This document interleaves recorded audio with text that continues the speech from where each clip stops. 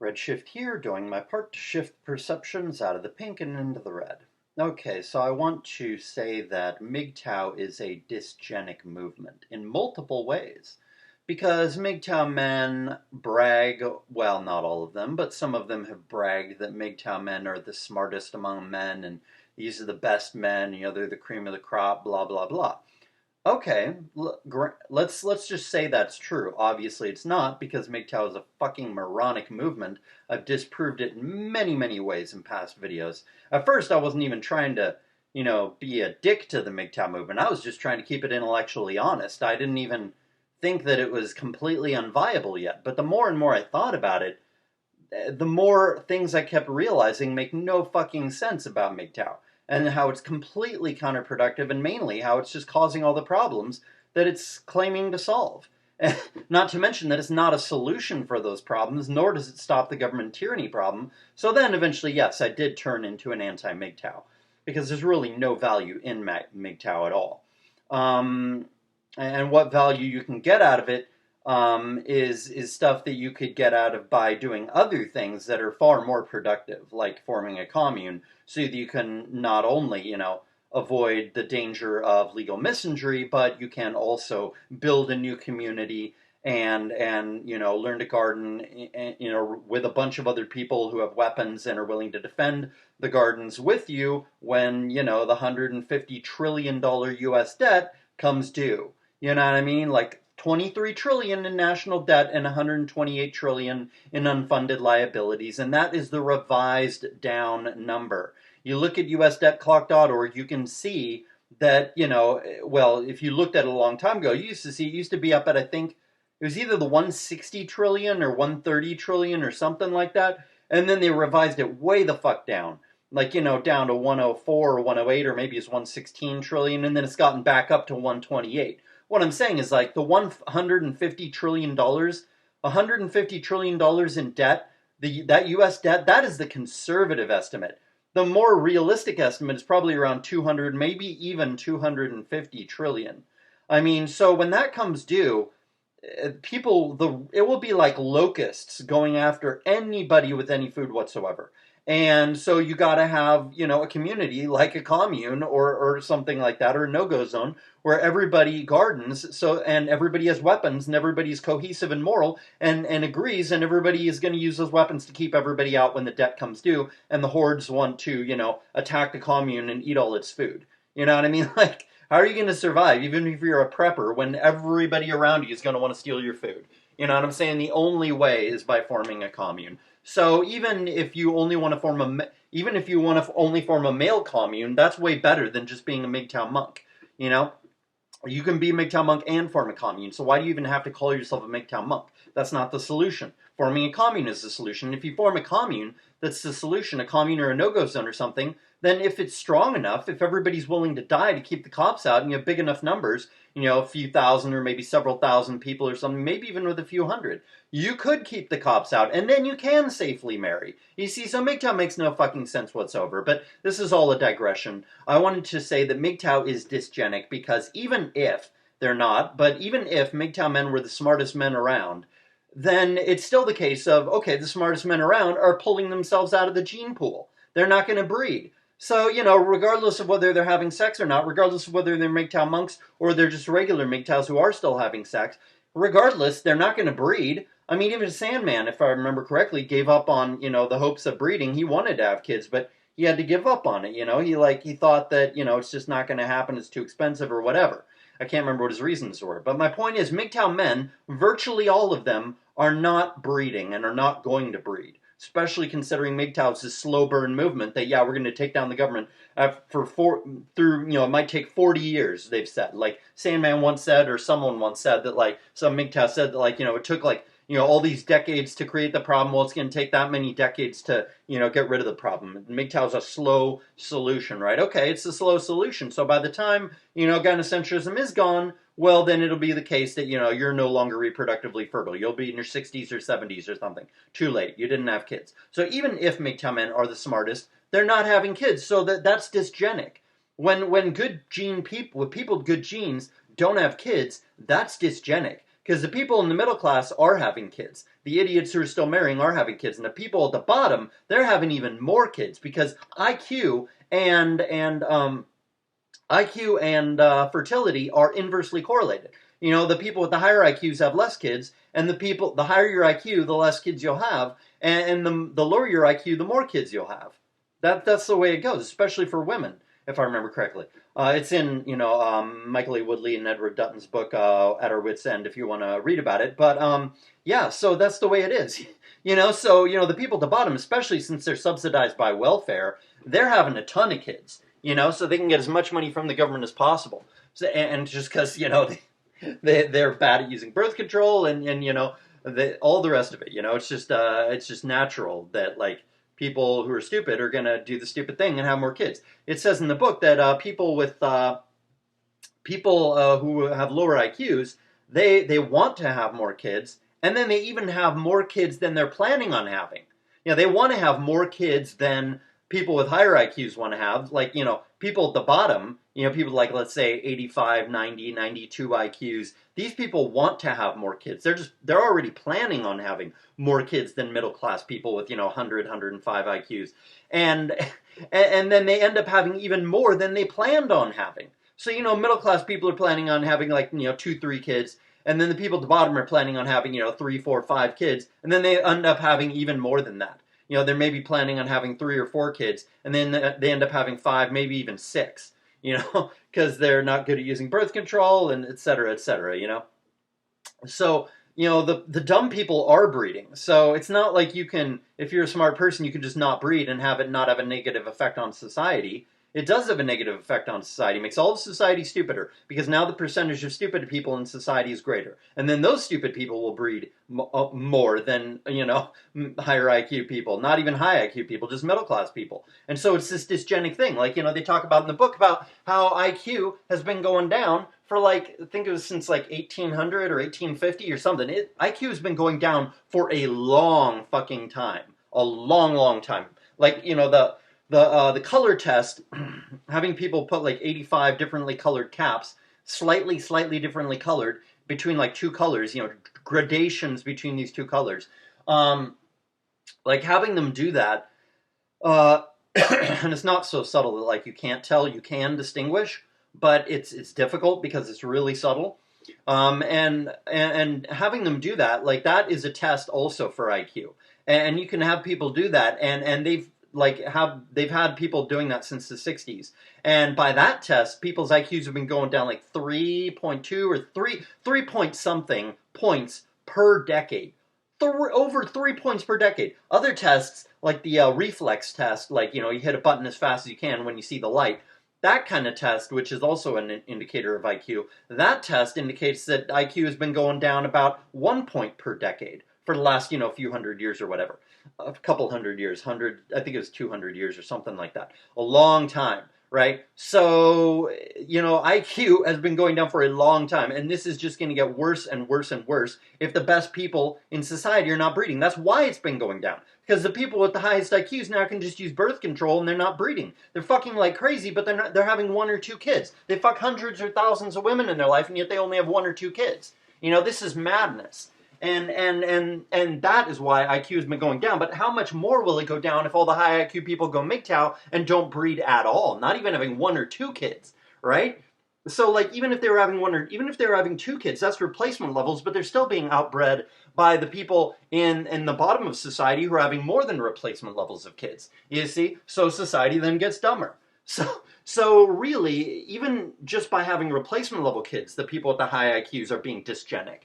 So how much more if they go MGTOW and don't breed at all, And they're being and MGTOW is even furthermore a dysgenic movement because most, or at least a large percentage of MGTOWs are promiscuous, or at least they, seem to encourage promiscuity in men because they're so foolish they don't even realize that it creates a huge incel, which I've explained the simple elementary school math proving that, because of female span of libido being shorter than, female span of beauty being shorter than male span of libido, and thus, men burning through more than 1 woman in a lifetime if they're not committing to any one woman, thus using up more than their fair share, and thus, creating a huge percentage of incels. Serial monogamy alone creates 50 to 60 turns 50 to 67% of men into incels, depending on whether you consider women to have a span of fuckability of 15 years or 20 years, whether it's half the span of the male libido or 1/3 the span of the male libido, right? I've already talked about that in detail, but like considering a lot of MGTOW is promiscuous because they don't even realize this simple mathematical fact about it creating a huge, unsustainably huge incel problem, which will lead to revolutionary war.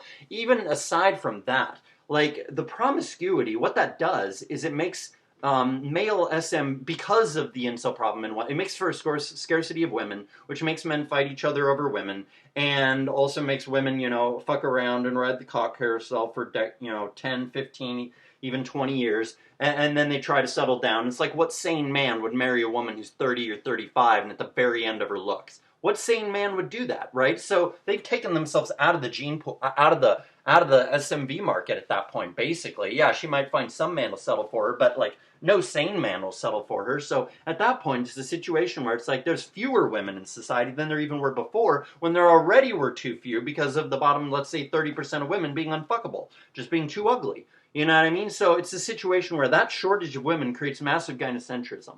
The massive gynocentrism is created by the shortage of women, which is created by the promiscuity of the top men. And this shortage of women raises female SMV and lowers male SMV. At least it lowers the SMV of the men of the bottom, let's say 80% or so.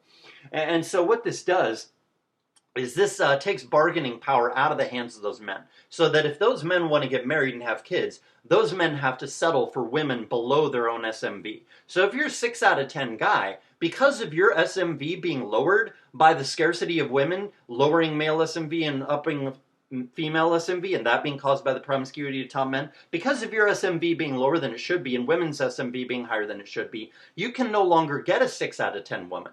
Back in the 1800s or the late 1700s, early in America, maybe even the early 1900s, maybe even the mid 1900s, you could get a woman of your own SMV pretty easy. If you're a 6 out of 10 guy, you could absolutely get a 6 out of 10 woman pretty fucking easy. Because there was little or no gynocentrism. At least not of the artificial kind created by, male promiscuity, which is the problem. Natural protect women because of them being the biological bottleneck is not a harmful form of gynocentrism. It can totally be kept under control by patriarchy, and it's not destructive to society when you have a monogamous, virtuous society. It's not. That's why we had a functional society in the past. You see, and so, there are two kinds of gynocentrism. So I'm talking about the unnatural, destructive, preventable kind of gynocentrism. When you have that kind of gynocentrism, this makes it so that, guys have to settle for women way below their own SMV, like 6 out of 10 guys, having to settle for a 4 out of 10 woman. You even see like 8 out of 10 guys with 5 out of 10 women these days. This is fucking crazy, but this is what is happening because of unduly high female SMV due to the promiscuity of top men and unduly low male SMV of the bottom 80% of men due to the promiscuity of top men. Due to the scarcity of women it creates. And so when 6 out of 10 men are breeding with 4 out of 10 women, that's dysgenic, especially since those guys should naturally be able to get 6 out of 10 women, you see? And so you get a whole middle class of men, breeding with women that are significantly below what they should be. Women, the whole middle class of men is, breeding with, 4 and 3 out of 10 men, because all the, 3 and 4 out of 10 women, because all the, 5 and 6 and 7 out of 10 women, all the 5 and 6 out of 10 women are with, like 8 out of 10 guys, or maybe 7 out of 10 guys. The 5s are with 7s, and the 6s are with 8s, and then, all the 7 out of 10s and above are all with, 9 out of 10 guys and 10 out of 10 guys. You see? So this means that, like, all the middle class 5 and 6 out of 10 guys have to settle for, like, the 3s and 4s.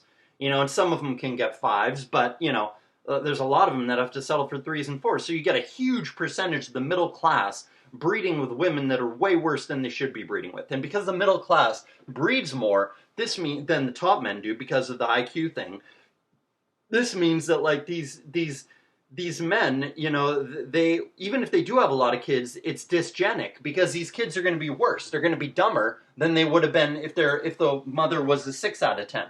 If there were no gynocentrism, so the 6 out of 10 guy could get a 6 out of 10 woman. You see? So this is dysgenic. It's also further dysgenic because this increased gynocentrism makes it so that we have a culture that allows, welfare for single mothers and stuff. If we lived in a patriarchal society, that shit would never be tolerated.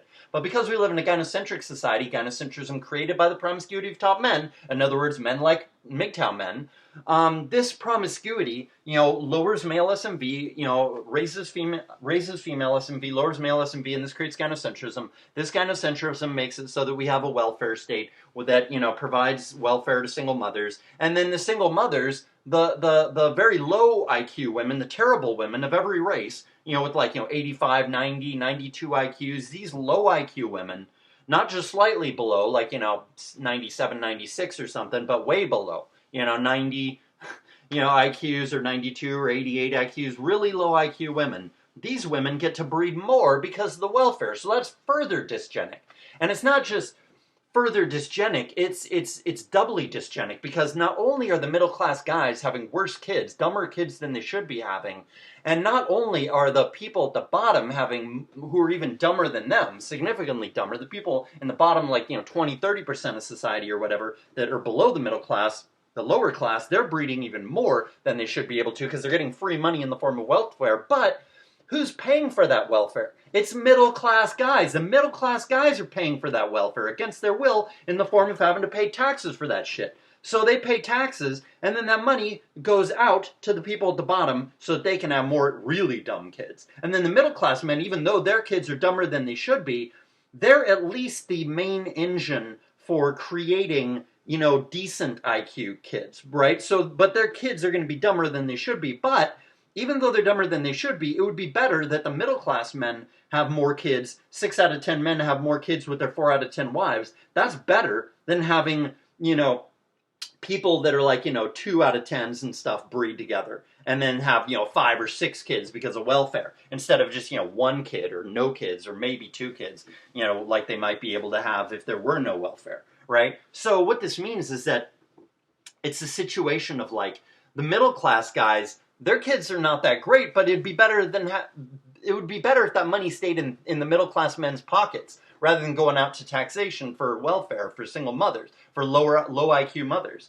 So what this means is that it's better to leave the money in the pockets of those men so that they can have mediocre kids with their 4 out of 10 wife than let it go for the bottom children at the bottom of society. So the middle class men also have less kids. So not only are the middle class men's kids worse, but they can't even have as many kids. And not only are and then doubly, like I said, the women in the bottom are having even more kids at the cost of those middle class men. So it's dysgenic by the bottom women having a lot more kids. It's dysgenic by the middle class men having fewer kids, and it's triply dysgenic because the middle class men having to marry women that are worse than they should be able to marry, and then those kids being dumber than they should be, right? And then MGTOW is even quintuply dysgenic, because the first one that I forgot to mention just now again, number 1 is that MGTOW, men are not breeding at all.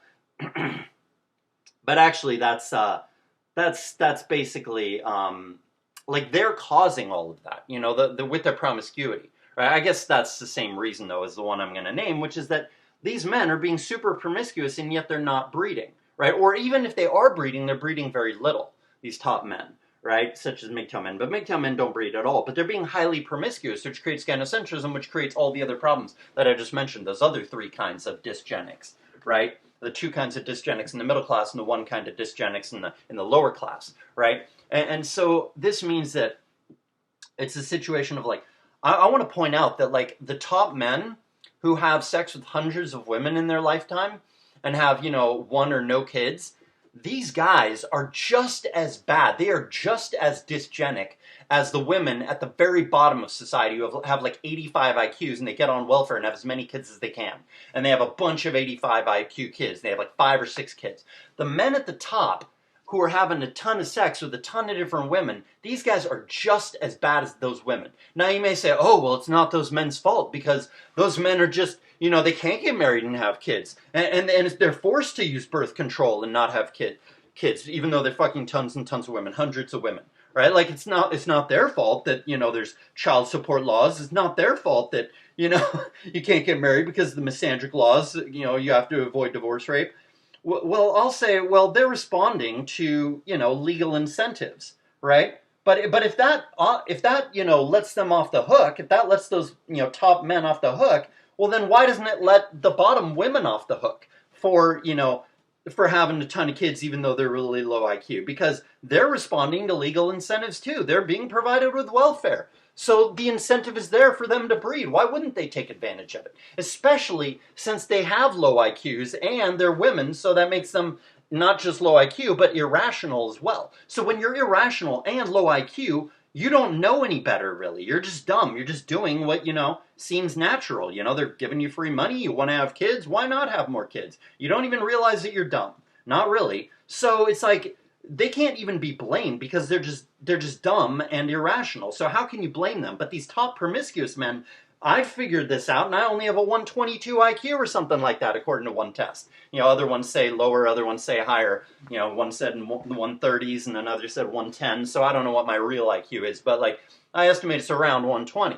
So, I'm no genius or anything, and at the same time, I was able to figure this out, so how can the top men not figure this out? Guys like Yan Ling and all MGTOW Coltane. How can they not figure this out?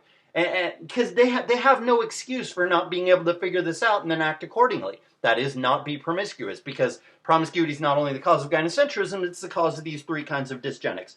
4, when you're considering that these guys are not breeding themselves. Right? So, like I said, the bottom women are acting according to legal incentives, and the top men being promiscuous are acting according to legal incentives. So how are they any better than the women at the bottom, especially since the women at the bottom have the excuse of being stupid, but the men at the top don't have an excuse of being stupid, because they obviously have IQs, high IQs, that's why they're the men at the top. Even if their IQs are only 115, but they're rich, that's an IQ barely lower than mine, right? So they should have been able to figure this out if I can figure it out, all on my own.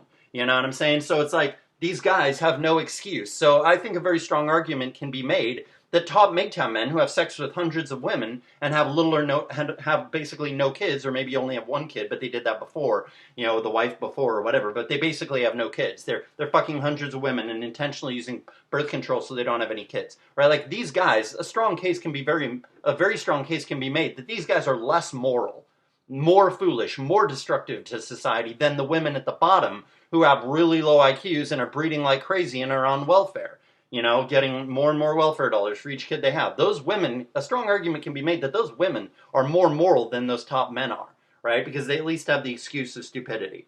So this is really how it is. And plus, additionally, these top men have really no excuse for creating gynocentrism, and therefore these 3 forms of dysgenics, 2 in the middle class, 2 forms of dysgenics in the middle class men, and 1 form of dysgenics among low class women, right? Like, these top men have further no excuse for creating gynocentrism, which creates those 3 kinds of dysgenics, because these top men, they could get a girlfriend and they could meet their entire sexual needs with 1 girl. They don't have to be out there fucking hundreds of women. They don't have to be doing that, because that creates gynocentrism. They don't have to be doing that. Or they could be doing the live-in concubines thing. They could have 1 concubine or 3 and share those 3 women with, 8 other guys, or have 1 and share her with 2 other guys, and that therefore they're not being gynocentric at all. And if they formed a commune like that with, like 100 guys and 33 women, they could keep rotating the women. You know what I mean? And then get all new women when those women get all used up, and they're still not shortening the amount of women in society at all, because they're sharing women, so they're not being gynocentric at all if they do that, and they're still getting sexual variety, and they still don't have to commit, and they're also in no legal danger because they're not committed to the woman, and they're sharing her, so she can't go after him with palimony because she's not the girlfriend of any of them. So they could be doing that too, but they're not doing that either. So really, these guys have no excuse for what they're doing, no excuse whatsoever. Especially considering, if they wanted to have a serious girlfriend, not a wife necessarily, but a serious girlfriend, and be in little or no danger of getting hit with palimony or something, they could just, join or form a commune and then live in there, and then, enforce morality with spanking and keep the cops out with violence, turned into a no-go zone. And then, how would the cops be able to get them? And plus, the Amish have a 1% divorce rate, so, the odds she would even try to divorce you in the first place, even though you're not married, the odds she would even try to get palimony from you in the first place, especially if you didn't have any kids or anything, she wouldn't be able to get child support or anything. Like, that would mean that, like, the odds of her even trying to do something like that would be really, really low. Even if she did break up with you, if she was living in the commune, you know what I mean? So really, these top men have zero excuse for their promiscuity and zero excuse for all the dysgenics that their promiscuity is creating. Four kinds of dysgenics. They're not breeding, and then the gynocentrism they're creating with their extreme promiscuity is making it so that there's two forms of dysgenics occurring in the middle class and one form of dysgenics happening at the bottom of society. And considering society's been, declining in IQ for a long, long time now, and morals of society have been degenerating, and gynocentrism has been getting worse and worse and worse. And like I said, as I already proved, gynocentrism is caused by the shortage of women created by the promiscuity of top men, and the promiscuity of top men has just been getting worse and worse and worse and worse. But now they don't even have the excuse of breeding. Like in the past, it kind of made sense to let the king or the aristocrat or the warlord, like Genghis Khan or somebody. It kind of made sense to let him have as many women as he wanted, 1,000 concubines like Solomon or whatever. Because those guys, there was no birth control. Yeah, there's the rhythm method and some herbs and stuff, but basically those guys were super rich, so they didn't really care how many children they had. Like early in the book, at our wit's end, they listed like a bunch of like famous guys, or at least several famous guys who had literally hundreds of children, right? And Genghis Khan had, I don't know, maybe he had thousands of children. He had so many children, it changed the whole gene pool of that whole section of Asia. You look at northern Chinese people, a ton of them look Mongolian for that very reason, because he changed the whole gene pool, that whole entire region, Genghis Khan did, with just having so many children. So what is their excuse? Because in the past, the promiscuous guys were having a bunch of kids, passing on their superior genes, thereby improving the human gene pool. So the next generation is going to be smarter, healthier, stronger, faster, etc. Better immune system, all that, right? So it's made a certain amount of sense to let the top guys be promiscuous because they're improving the gene pool, right? But today, the top guys are being promiscuous and creating gynocentrism for nothing. They're not even having kids with all these women that they're fucking. They're not having any kids at all. And so they're just not only neglecting to give the gene pool their good genes, but they're being destructive without the side benefit of having a bunch of illegitimate kids, which improves the gene pool. They're not even doing that. Like, having illegitimate kids is kind of destructive to society, but long term, it improves the gene pool, right? But they're not even doing that. You know what I mean? And you may say, oh, well, the law is misandric, and they can't deal with it. They can't overthrow the government. They can't make the government change the law. So, well, they can't really do anything. It's not their fault. You can say that about the top guys, but who has the most money in society? Who has the most intelligence? And who has the most influence? If anybody could get the law changed, it's all these top 1% guys. They could all get together, or these top 0.1% guys, whatever. They could all get together. They could form a lobbying organization. They could donate a ton of money to it. And if, what's 1%? 1%, if we're talking the top 1% of guys, that's, let's see, we live in a country of 3.2 million. 327 million or something. So, 3.2 million roughly is the 3.25 million, I think. 27. No, yeah, 3.27 million, but half of that, so it'd be 1.6. Yeah, so 1.6 million people in the U.S. is the top 1%. You don't think each of those people could contribute a lot of money to a lobbying organization and make it so that, they have severe power over the government because this lobbying organization is so powerful because it's so well funded by all these top 1% guys? And even if you're talking, only the top 0.1% get to have that much sex, and they're the only ones that have that kind of money and power and influence and all that. Okay, well, you're still talking about 160,000 men? That is a lot. You know what I mean? 160,000 men are top 0.1% men. And I would say that those guys definitely have more than enough money to contribute at least, 10 to 20,000 bucks a year to, a lobbying organization. So if there are 160,000 guys and they all contributed $10,000 every year to a lobbying organization to get the child support laws repealed and all the other laws repealed, and bribe politicians with campaign donations so that they would all support such bills and stuff, so that, because politicians only, vote how they don't even vote how their voters want them to vote. So don't even give me that the politicians are just doing what women want because women are the majority of the population. Fuck you. That is ridiculous. The politicians do what their donors want them to do. Listen to some Chomsky. Fucking educate yourself. It's not the voters who decide things. You know, it's the people who do all the donations, like the multinational corporations and stuff, and rich people, right? That's who it is. Even other governments like Israel, you know what I mean? Like, these are the people who control our politicians, not us. Voting is irrelevant. It doesn't mean anything. It's pointless. If you believe in voting, you're a moron. And so it's a situation of like 160,000, right? Like, if they donate $1,000 every year, that'd be 3 zeros. So let's see, like 160,000, 1 million, 16 million, 160 million. So that would be 1, 2, 3. Yeah, so yeah, we're talking like $1.6 billion.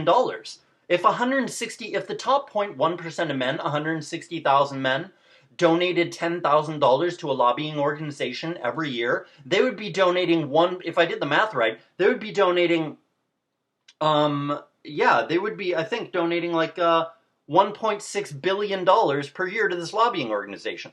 Every single year. You think those guys donating that much money, a lobbying organization being that fucking powerful, that rich, you don't think a lobbying organization like that could get the law changed? Give me a fucking break. Of course it could. Of course it could. These guys don't want to try. They don't want to try to get the misandric laws repealed. They're just these hedonistic defeatists. You know what I'm saying? Like, they don't give a shit that the men at the bottom of society are suffering. And they just want to complain and act like, oh yeah, we can't get married because of the misandric laws, and we can't commit to one woman because of palimony, we have to go around fucking hundreds of women. You know? They just want to use the legal misandry as an excuse for their own hedonism and inaction and unprincipledness. Because they don't give a shit about anybody but themselves. It's really that simple. MGTOW is just a bunch of, you know, at least at the top of MGTOW, it's just a bunch of men. Probably at the bottom it's a bunch of incels.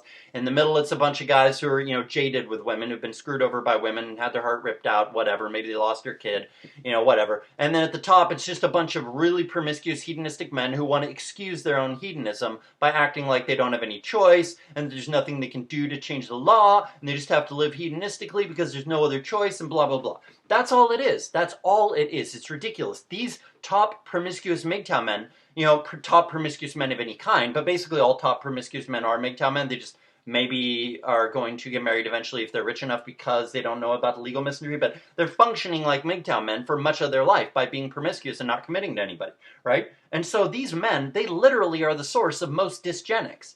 You know, most of the dysgenics going on is directly attributable to these top promiscuous guys. Really, I mean, MGTOW is a movement of dysgenics. And if you don't want to look at it as like a movement of dysgenics because only the top guys are doing that, well then what, you're going to say it's a movement of incels? Okay, yeah, that's probably true to a degree also. But what about the middle class men? Aren't they being dysgenic just by taking the side of all these promiscuous men who are being dysgenic? So even the middle class MGTOW guys who are not being super promiscuous or something, I think you have to say that these guys are being dysgenic too by doing nothing about this and not calling these top promiscuous MGTOW men on their dysgenic promiscuity. You know, they should be called on that bullshit. It should be pointed out, and they should be castigated for it, and it should be pointed out how destructive and dysgenic and stupid they're being, how they're causing the very gynocentrism that they're complaining about, right? This is what should be happening, but the middle-class MGTOW men are not calling them on it, so they're being dysgenic by, you know, by refusing to do anything. By inaction, they are being dysgenic, you know, and the incels are powerless, so I guess you can't call them dysgenic, but, you know, I mean, really, I don't think there can be any debate about the fact, because of what I said in this video, that MGTOW is an incredibly dysgenic movement. It is inherently dysgenic, basically. It's so extremely dysgenic that there really is no other way to interpret MGTOW other than to say that it is incredibly dysgenic.